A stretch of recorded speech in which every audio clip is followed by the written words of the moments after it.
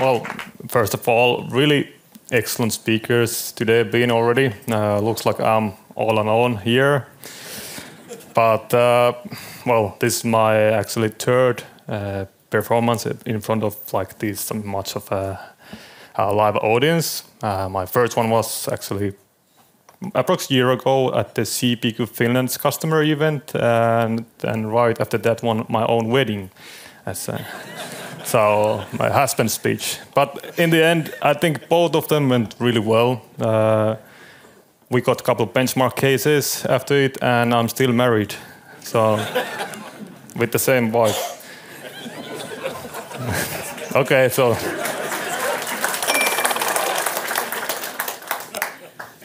But yeah, I'm a bit nervous today. Let's go ahead. So today topic, how to implement new products in the Tacton CPQ and how we do it in Metso. As already mentioned, my name is Kristian Katilainen and I work at the Metso. My role is product competitiveness manager, and mainly my work is to sales process development and support. Also, a big part of my last 3 years been in part of implementing Tacton CPQ for Metso, and nowadays maintaining it. Another side of it, it's to introduce new products. So this basically are my daily work, and been working now for 5 years. 5-6 years in Metso, and last 3 years being part of the Tacton CPQ work related. If you're interested to discuss something else than business related today with me, I'm enthusiastic skier. We like to call in Finland downhill skiing as we don't have mountains. So please come to discuss with me if you don't have anything about the Tacton. All right, today's agenda. So I'm gonna introduce you Metso for the people who don't know it yet. Then explain the key elements we have when we start the project to introduce new products. Then third one is to explain and show you what is our framework to get the successful project executed. And the fourth is that the key learnings what we have gained from the previous projects what we have done. And in the end, I will show you the conclusions, and we will hopefully leave some time for a Q&A. So, Metso. I'm gonna now show you a short video so that you will get a better picture of the whole company. So let's check that one. The world has never needed minerals as badly as now. There are no electric vehicles without lithium, no wind power without copper or cement, no solar cells without cadmium, no infrastructure without building materials, no green transition without minerals. Building a more sustainable world needs all of us. Some grow things to feed us. Some invent new ways to move us, power us, and connect us. And him? He makes the future possible by providing us with minerals and crushed rocks. He knows that mining is an energy-intensive process with a significant environmental footprint. To do it sustainably, he needs all the help he can get. Everywhere there are mines, there is Metso. Right from the mine planning to the finished product, from big rocks to crushed aggregates, from new equipment to rebuilding old ones, we are there. We invent more sustainable ways to satisfy the need for minerals. Transport more in the most efficient way. Crush, screen, and grind more productively while using less water and energy. Handle tailings sustainably. Benefit from long-lasting wearables. Upgrade and modernize for improved efficiency. Get more from less and see the big picture. We don't just improve one step, we improve the whole value chain. Give us a site flow sheet and we can make a positive impact to the whole operation. Making the green transition is a race against time. Without giving him the tools for more efficient mining and aggregates production, there can be no greener and cleaner world. This is why we innovate, we service, we improve, we make every fraction of a percent count. Together, we make the future possible. All right, somehow I get really excited every time when I look in this video, but thanks to our digital department, I couldn't explain that in 2 minutes. So now you know how big portion is our portfolio in Metso. But still showing that what are our business areas. So you already got from the video that we have aggregates, minerals, metals, and then services and consumables supporting them. I work in a separation business line, which belongs to the minerals business area. Key figures about the Metso from the last year. So approx 5 billion euros sales last year with almost 17% adjusted EBITDA. We operate in more than 50 countries, and we have more than 17,000 employees at the moment with 100 different nationalities. Our sales is quite well globally divided, as you can see from the right, so it's quite well balanced. And basically the mineral side is taking bigger part of the whole segmented sales. Then going more kind of into the topics, today's topic. So what are the key elements once we start to plan the project, or what we need to kind of focus on to implement the new products? So first we start from the leadership engagement. Already Sytiva explained a bit how important it is. This is basically how to even get the project started. Without the engaged leadership, there's no project in the end. Then product managers' involvement. Their job is in the end to get the product goals aligned with the project. And you will see in the end how much the product manager was involved during the journey once you're introducing their products into Tacton. Third one, organizational change. So there will be positive and negative changes every time once you are changing the way of working. Well, sometimes, as Sytiva had, they had the existing CPQ platform to transfer to the Tacton. But in our case, so far we have been replacing Excel-based configurators and well, a lot of kind of different format, price list, and other documents. So that process is kind of, we are eliminating a lot of manual steps. And once we are eliminating a lot of decentralized stuff from there, we might have some kind of a resource efficiency gaining from there as well. So it will have some changes in the organization. Fourth one is the product data quality. It in the end defines how much you need to productize during your project. Of course, it's not a good idea maybe to simultaneously running the productization project once you are implementing Tacton CPQ, but if your data quality is really poor, it will require a lot of work. And that's basically what we have noticed, that you need to get up-to-date data to be able to kind of deliver results during the project.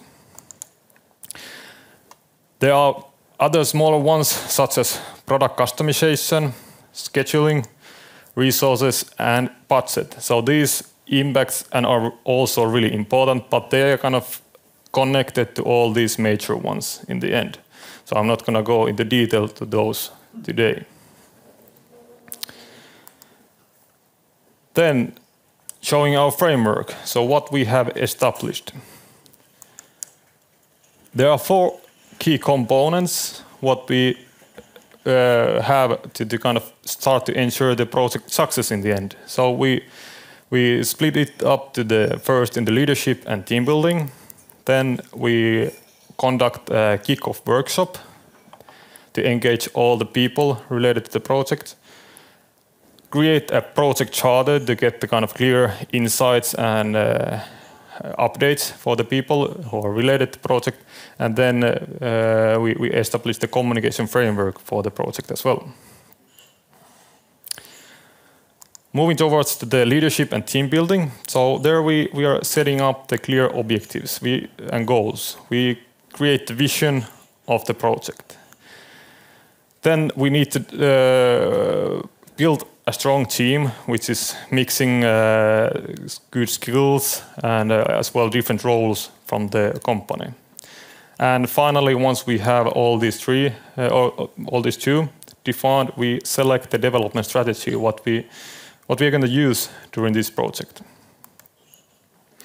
Here's one real example from the first pilot project. So we set the most important specification processes for the first one. So we want to select and size the equipment, price the configuration, produce commercial data or technical data, etc. And then when we want to measure the project in the end, we set the targets as well. So lead time, how is that improving? Resource consumption, what is the product offering in the end in the tool? And then how much or how can we manage the alternative configurations? Once we have set up the objectives and goals for the project, we go build a team. And it always starts from the project sponsors. They belong to this leadership, and they are the main persons to drive this, attract the broader organization in the end. And as Sytiva already explained a lot about it, that in the end you need to have kind of active support from them. You are not able to even start the project if you are not can't convince them. But they are not the ones who are actually doing the work itself to get the Tacton CPQ rolled out live. The project lead is this kind of a formed golden trio, which I like to say.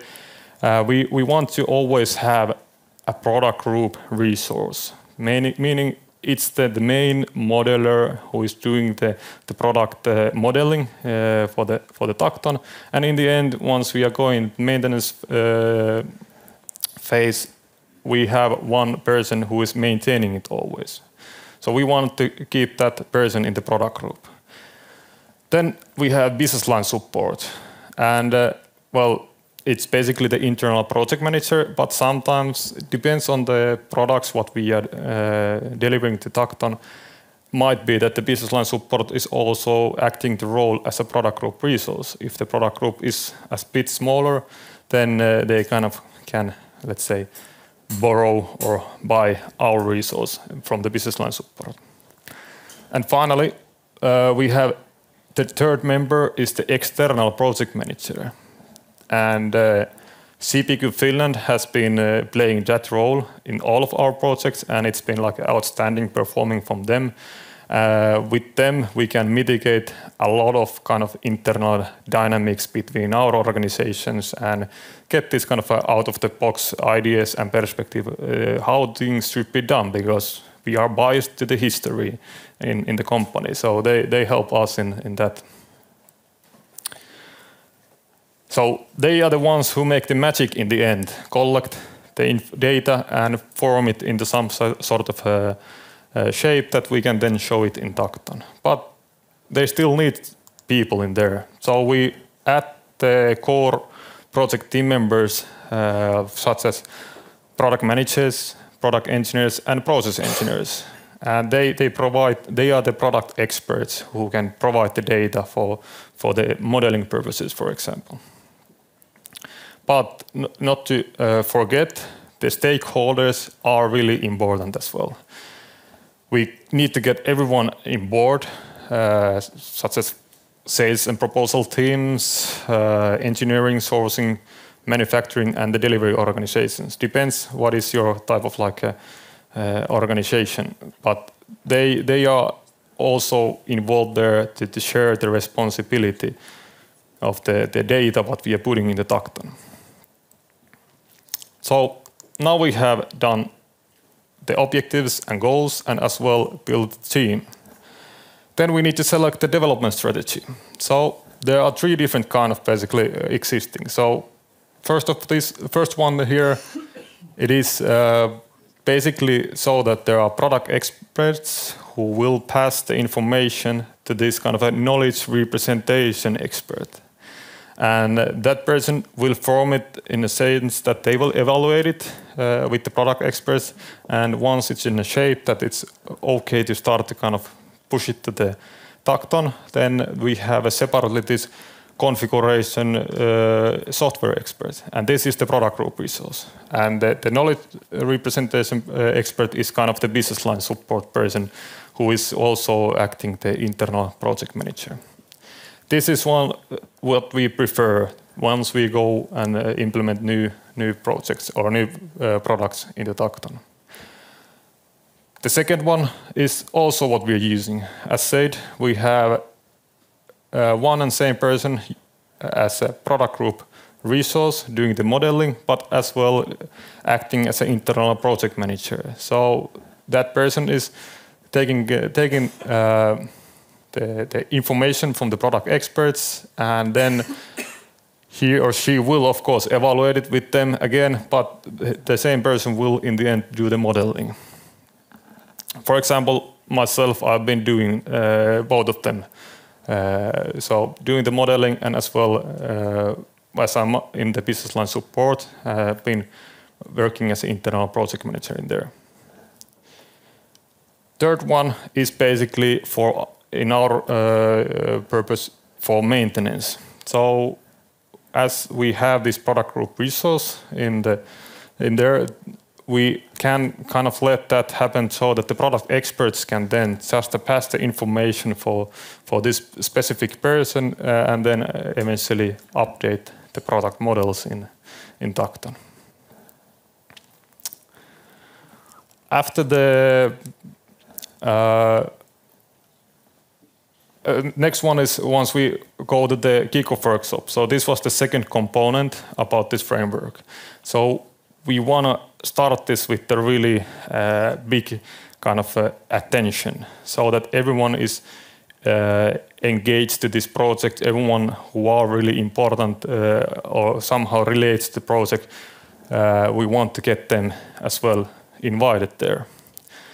What we go there through is that we explain why we are doing this project. So what is the root cause we even start to think of it? Let's say, well, we have a good, easy explains at the moment as we are running a lot of Excel-based configurator. Well, I cannot say them as tools, but well, they are stated as a tool. But then also a lot of other manual work steps. So we want to eliminate those and get them automated, at least part of it. Then there are always people who don't actually know what is CPQ. Let's say in logistics side or in engineering, also might be that in where in our case the project delivery organization might not know so much about the CPQ, what it stands for, what is its purpose. So we explain that one in there for everyone. And finally, the way of working. So that's usually dramatically changing. What is the assist process? We go through together and explain how we have think about the future to be process. But sometimes it will need kind of a iteration as well during these workshops, as we have invited all stakeholders in there. So we want to collect the stakeholder requirements to eventually align our common goals with this project, and as well roles, define those, and as said, distribute the responsibility. we don't want to situation where actually one and same only person is taking all the credit, or let's say when the, sorry about this, but when the shit hits the fan, one is blamed for this. So we want to distribute the responsibility. Basically, we haven't failed so far. That's the reason this is project success framework. But it's really important to get everyone on board. You can see from the picture right here that it's really essential to understand well, something what actually Nils had on the slide as well, this buyers centric smart factory. So it's the one data. There are different views, but for the product, one data should be going through all, and we should like communicate about the one and same product. There are a lot of variants, but also there are a lot of different views. We have there we have a bigger picture in the R&D. They see almost the full landscape of the product. But then on the logistics side, they just see mainly the commercial side of it, and as well the marketing and sales. But then, as this is representing the technical side of the product, the engineering side, sourcing, and services are like looking on that side in the end.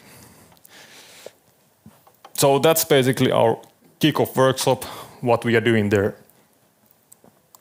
Third one is that we create the project charter. This is really simple step to do, but it's really important once we are sharing the information about the project. So we list out the objectives, the project team members, and what are the deliverables decided for the project. And then we are showing the schedules and milestones, but they are not now represented here properly. There is like a shorter one, or simpler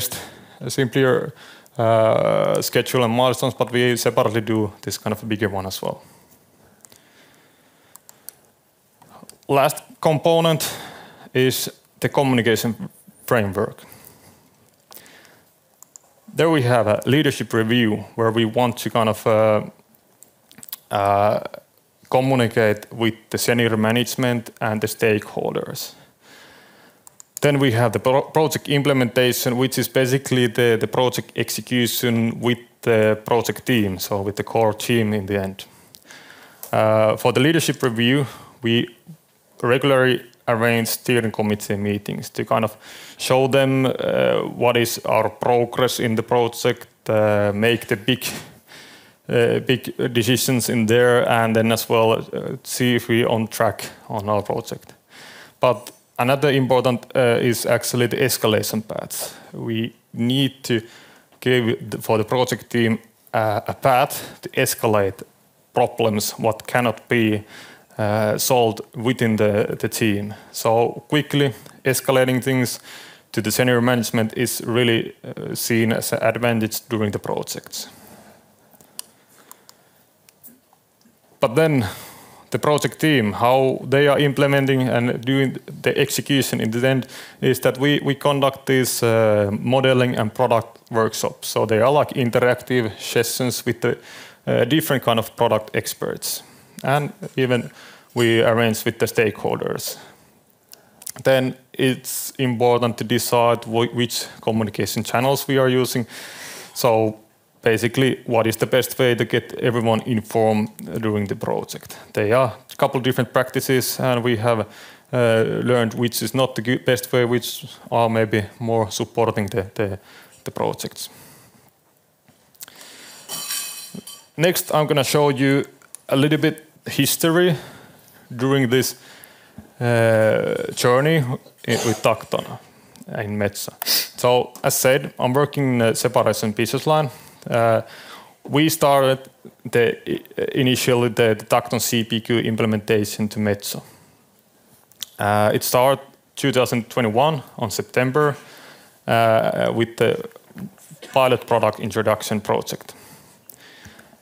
So far, we have done 3 product introductions, which one was the pilot, and at the moment there is one more ongoing.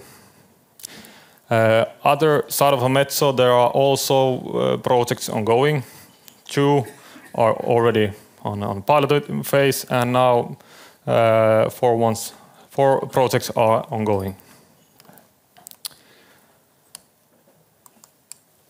Then, showing something about our duration, and this might look scary, and I know Tacton as well, it was really scared about this, that I will present this kind of data from our projects. It doesn't tell you much at the moment, but it just might be telling you that, okay, the first pilot project takes too much time. But there is a lot of questions to ask about this, why it is in this way. Why did we have to have 18 months for the first project? Let's say that this is Metso's real case, how we had it, but in the end, this could be having, like, let's say 12 months. 18 months is maybe the maximum what there could be, because we decided that we will do this really well. And it all started from the IT approval. As said, Metso is quite of a big company, at least in Finland. It's a lot of bureaucracy in there. We used a couple months for the IT approval. And why? We could have done this business-driven. So we just implement Tacton, take care of it. It would be like lot less time used for that one. But we wanted that we get this properly done so that the other Metso business lines can take the advantage of this system as well. We want to make it broader in the company.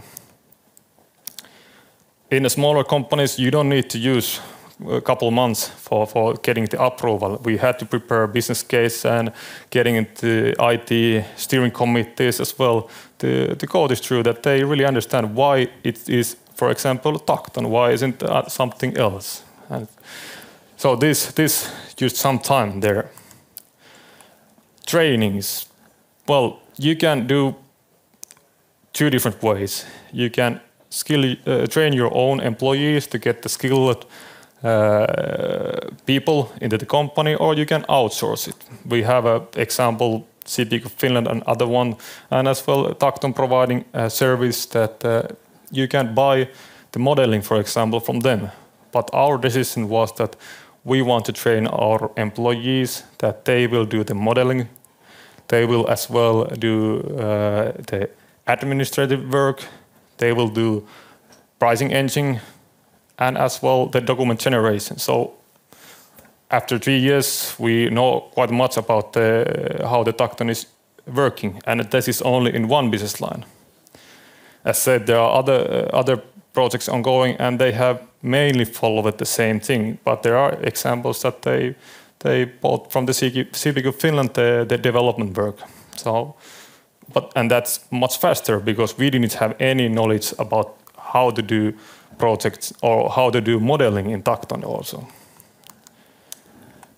The Tacton CPQ setup, that takes some time as well. So they actually had a kind of impact that the other products don't need to work on anything on the Tacton CPQ, like the foundation of it. They got the advantage of already made proposal template, already built price models to price. So they just had to kind of do their product model in there.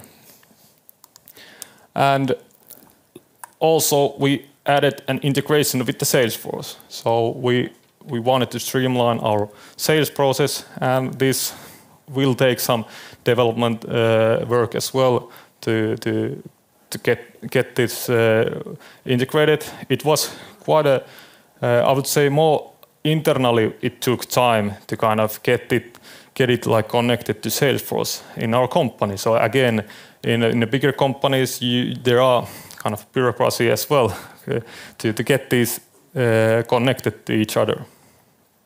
And to get even integrated to our CRM, you need to get the IT approval for the Tacton as well. So there are a lot of obstacles to look at this, why it took like 18 months. And it's not in the end for our picture like a long time because we also wanted to use time for the quality perspective. We didn't want to rush with the projects that we are just delivering, and in the end we look on the solution that it's not serving our end users. The lesson about this is in the end that our people have a lot of skills about the Tacton nowadays. They can do maintenance, they can run up new products, do the modeling. We don't need to rely so much anymore on kind of buying the development there. So this is kind of some kind of a outcome that we came from, and it's been really, really good in the end, because previously there hasn't been so much skill kind of on the CPQ side of it as also, because as said, we had the Excel-based configurators. Some achievements. So can we call this a successful journey in our business line? So our sales and profitability has increased. Well, you can see our quotation volume went up 20%. Resource efficiency. So we have cut down with the in proposal managers resource by 40%, and also our technology managers, who are these kind of sales reps with the kind of technology knowledge, they have told that it's much faster to scope with the Tacton CPQ than it was previously. Our product managers, they can focus more on the innovation side and less in the individual sales cases. And at least I can as well tell, been doing the trainings, so the trainings, they are much easier and quicker for new employees in the company. Quality aspect, so nowadays the scoping and the pricing is much accurate based on the feedback from the technology managers.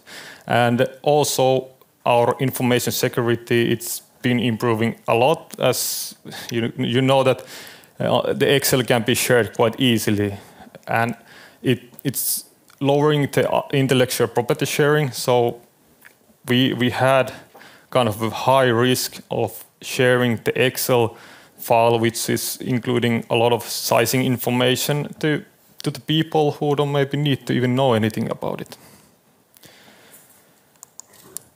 And then branding. So it's strengthening our branding. We can create accurate quotes, which of course is building a trust between the customer once we are really doing quickly accurate quotes. And then we are using this kind of customized but still standard Metso quotation documents and other kind of documents what we can print out from the Tacton, and they are always up to date. All right, let's go then on the key learnings about this framework. So when you're implementing the products, our first key learning is that include an external consultant, such as in our case the CPQ Finland being a really excellent partner with us. They will mitigate the impact of the internal dynamics, and especially once they can bring the external perspective for your products or your processes, etc. Engage all relevant stakeholders in the project. As said, you will distribute with that the responsibility and also prevent the rollout issues once you go live. Third, keep the communication simplified, especially external parties such as steering committee. You need to focus on high-level progress, not bringing small details in there to get any kind of a misunderstanding in there. Then escalate unresolved challenges. So this is, in the end, something that you shouldn't start to kind of getting any blockers in the project to kind of, because sometimes it might feeling like you try to solve it by yourself, but there should be like a quick and easy way to escalate always the things. And our leadership has been kind of open to start to solve this by themselves if we feel at least some kind of feeling that it's uncertain, can we solve it by ourselves? Last one, not the least, is the iterative development process. So use it. Of course, be prepared to make some adjustments your project. Especially you have a schedule pressure always. But if you are using the iterative development process, it will in the end make kind of a continuous improvement within your products, and it will provide some flexibility as well. All right. Basically, that was mostly about the framework and what we have learned, but then quickly going through what we conclude during the presentation. So, engage the leadership. Especially, this is important to get the project started. Collaborate and communicate. Stakeholders is essential over there to get the up-to-date data for your product. Manage the organizational change. Sitiva had an excellent presentation how to do it. And then quality data.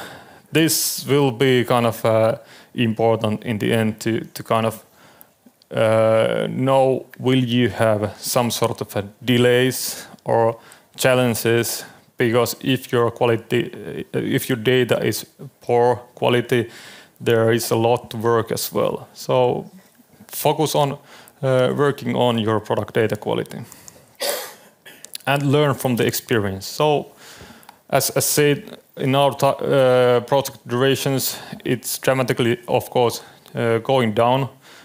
Depends on the product customization as well. It might going higher, but we are still kind of enhancing our processes to introduce and do the work, which is basically introducing all the time new products in the Tacton CPQ. All right, I believe that's all for today. If you want to now ask something from me, of course, be open, but if you want to ask later, just connect with me through the LinkedIn, and I'm happy to discuss about this later on as well. Excellent. Thank you, Kristian.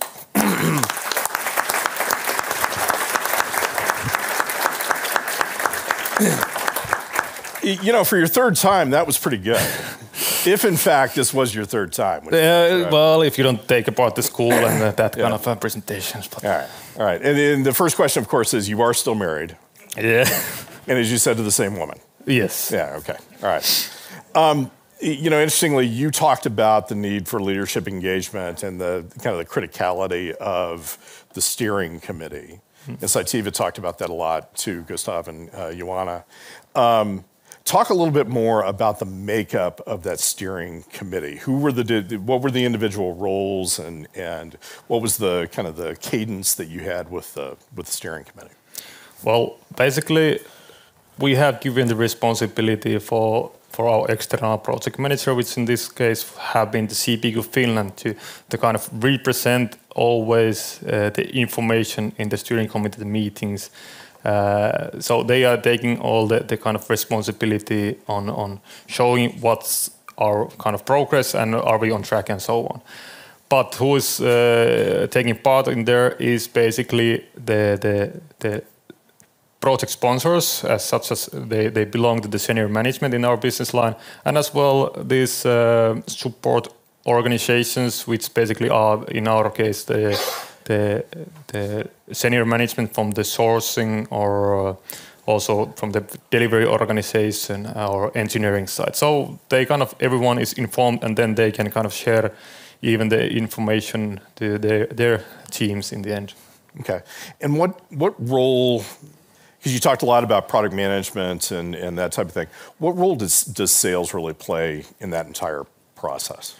Well, they are in the end providing us kind of feedback how they are nowadays doing before we start the new project. We are trying to, of course, discuss with them as much as possible to kind of find the kind of not working ways at the moment, and then we've tried to improve it. And essentially, we will do the the piloting with the sales. So, for example, our first pilot project, we did it with the Asia Pacific market area, and that's basically our market area sales who are doing it, and then we are together improving and handling the bugs or whatever is going to happening over there once it's been rolled out to live. Mm-hmm. Excellent. Excellent. And you had the one chart where you kind of showed the kind of this dramatic increase in terms of the number of Tacton CPQ skilled employees. Where are you sourcing those folks from? Are those existing product managers? Are you basically taking people from other groups and moving them into those roles? Where are you getting those people from? Well, for first couple projects, we have done it so that we actually had in one product group existing person managing the old Excel-based configurator and as well the installed base. So it was easy to get him trained for the Tacton. Other projects or in other products, we have been sharing now the kind of the skills to our team. So in our team, we have multiple persons who can do the modeling. So in the end, it's the people are already in there, but as we are kind of supporting the business and the sales, so we then are in the end as well kind of training new employees to get the Tacton CPQ kind of done.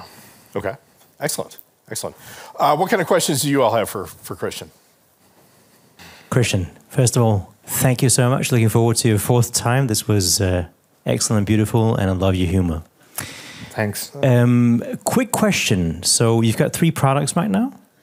In terms of change management, as we just heard from the previous speaker, I'm looking through the languages of Metso. So do you see a barrier there if you need to make a rollout globally? Those 3 products, were they based in Finland, or in terms of change management, it's a global company but Finnish-based? So to follow up on Jeff's question, so the composition of the team right now, is it purely Finnish or is it international? It's international. So, for example, one of the product groups, so in our business line there are 3 different product groups, and one of the product groups is based on Australia actually. Then 2 of them are more balanced on Finland, but basically all of our product groups are a mix of different nationalities. People might do, for example, one of our product group, head of product group is based on the Colorado. Most of the employees are based on Australia, and some of them are in Finland. So there is a lot of kind of work that the leadership and the people need to commit there to kind of get this kind of change management happening. So meaning they are doing their work in the middle of the night or in the really early mornings. So, but the English is basically the way how we are.